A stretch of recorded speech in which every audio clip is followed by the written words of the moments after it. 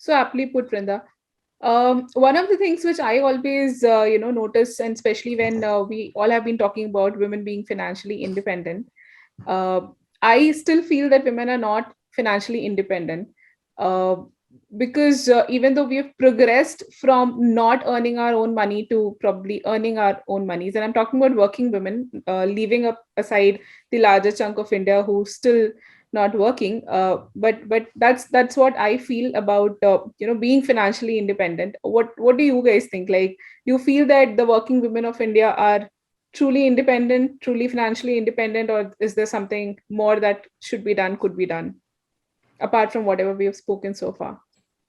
I think if I would want to say something, I think the change is coming and it's not going to happen overnight. But I feel that when it see, for example, if you look at the lady sitting here, so most of us, I'm just all of us can actually take care of ourselves, even if I mean, we are just left alone. We'll be easily able to manage our finances, and still lead a very good life plan for it. And I think a lot of the education that Brinda had been talking about, it comes from the sense of responsibility that is there. Like for example, like Brinda was talking about ladies in the office, and they talk about their mothers and mother-in-laws and all of that stuff. Now, for if it's me, or say Devanshi, or even Vrinda, Arundhati, and Nimisha, all of us. So, for example, if we are, and especially I would, since Arundhati mentioned that she is a single mother, so I'm pretty sure that she would be able to relate to it as well. When you are at the forefront, you are leading the entire thing. You actually have to talk about money. That role of being the sole breadwinner has still not been the case for majority of the Indian women. Even if it's me and I'm running my own business, I take care of all my finances. I mean, whether it's my business or my personal bits as well. But still, somewhere deep in our, I mean, the fact that it's the guy who's the sort of the primary income of the household, it's still somewhere there. So I think that also impacts a lot of the progression that we can make in the terms of financial literacy. So and then again, the thing is, how many of the women in this country, or even I would say internationally as well, the percentage of women who are literally in the leading role in a household, I mean, that is very, I mean, that's abysmal there. That's no, I don't think it would be more than 1-2%. That 1-2% itself would be a big number. So I feel that uh, gradually, as the roles are changing, like now we can see there are a lot of women who are actually standing up for themselves. And then of course, I mean, when these women lead the charge, and the generation that would come next after them, probably their kids would be their kids, be it their daughters or sons, would be more financially literate than probably what my kids could be, because they haven't So, been put in that kind of Satakshi, situation. so I have Lam- this question. So, what does it mean to be financially independent? Like, Nimisha. yeah, Arundhati. So, firstly, let me say this: the social conditioning around money and how money should be managed and who should manage it runs way deeper than we think and we understand. So, I'll give you an example. My friends, and they're all in their early 40s, great corporate careers, all have 20 years of working, making lots of money. Are they financially independent? Yes. Do they earn their own money? Yes. Do they spend their own money? Yes. Are they the best people to manage their own money? I don't know. But do they want to manage their own money? I don't know that either. So when I look at them, their insurance, their funds, their financial planning, they like to leave it to their husbands. They will either leave it completely to their husbands, or consult with their husbands, or tell their husbands to take the lead and they will follow. uh, and they like it that way. And I'm very ashamed to say that sometimes when I look at them, I'm like, oh damn, I wish I had someone to do it for me also. But I have had to learn. So I think this conditioning runs very deep. And earning is easy. Many of us have started earning today. But how do you manage that money? What does it mean to uh, grow it? What does it mean to invest it? I think we are very far from there still. Absolutely agree with you, Arundhati. I think, Nimisha, There are two type of women which I have seen, at least in my little career here. So there's one sect of women who will, as absolutely Arundhati says, they will just earn and give the money in the house. Could be the husband or whoever it is, the father or whatever in the house.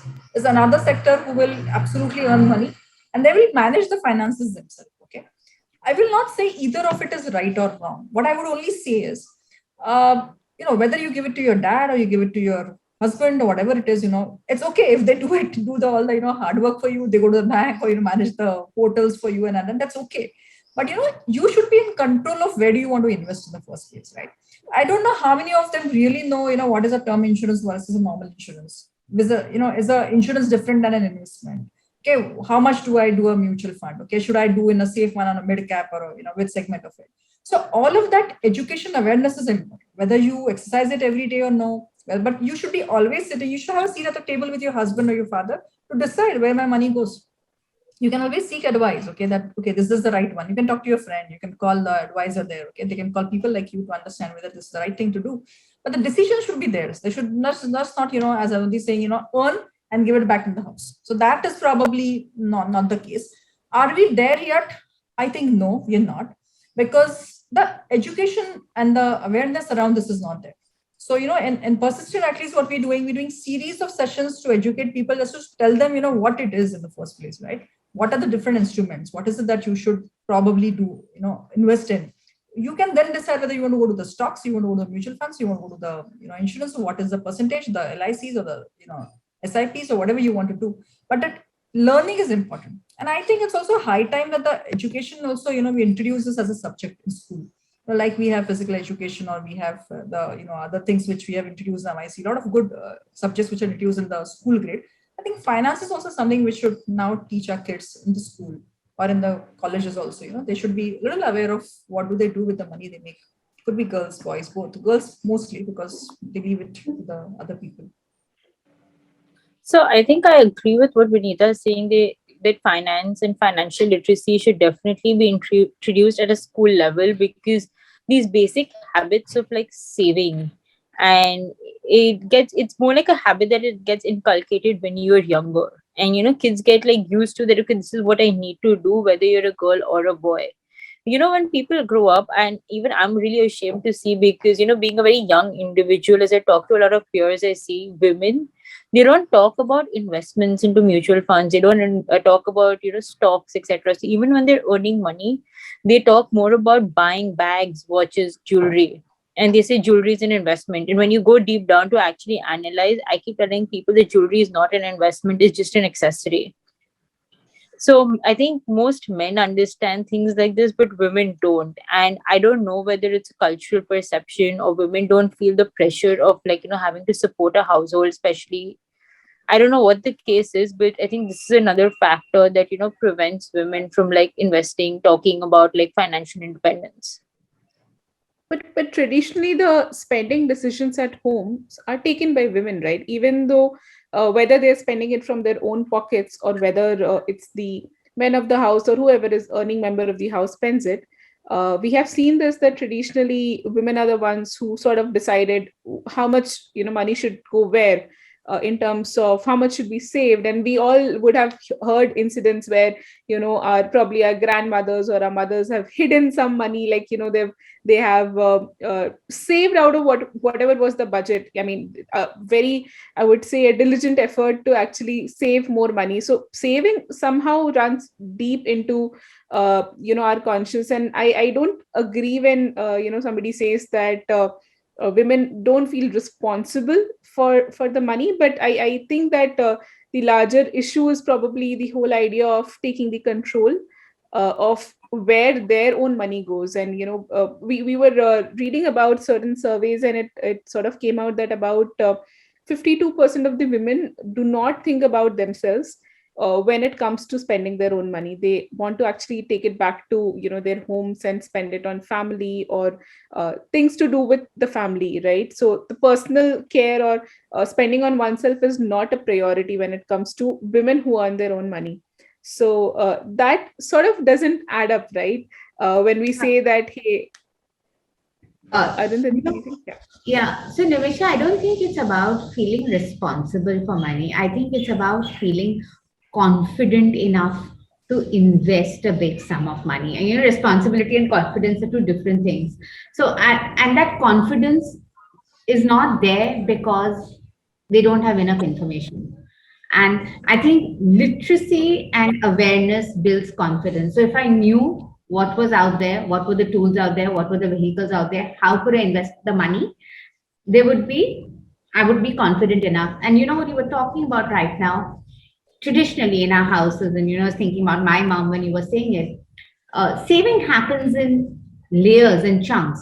So when the money comes, there is a set of money that's already put aside to be saved. And then the budget for home, which is given to the mother or the lady of the house, who then in turn saves from there. And most often, at least they would save for things the husbands didn't allow them to buy, or so that they could buy that little extra for the kids or for themselves or whatever. But if you tell them that, hey, listen, this is this 20% of the income, go invest it somewhere. I think most women would hesitate, even today. Yeah, Great. I absolutely agree with what Arundhati mentioned, and as a matter of fact, I mean, she exactly pointed out the thing that they are given some amount of money that and they manage the household out of it. But the part where they have to talk about how do I grow this money, which I think Vrinda probably was talking about. So how do I grow it, or where can I get the additional income source? That is something I mean that they have usually not been charged of, and I think that is what actually makes a lot of difference. A lot of times on social media, for all those usual engagement stuff, we see a lot of posts that talk about that women, they are so good with money because they handle the finances of a place, they are running a family and all of it. Now this might sound I mean, this might not be very endearing to say, but in all honesty, they haven't really been in charge. They are very good managers, but when you talk about whether they were able to earn that much, so that is where exactly the gap is. And I think the entire thing about financial literacy and being smart enough to invest or being in charge comes, and the difference happens. Beautifully put. I guess all of you would have, cleared the doubts about this particular theme or this topic, because a lot of times, as Satakshi pointed out, big newspapers are running same thing, saying that hey, women manage their households, so they are better, at managing money, and without looking at the other side of the coin as well. So I think anybody who's listening to this conversation would definitely have a thought to ponder upon. So thanks for bringing this up.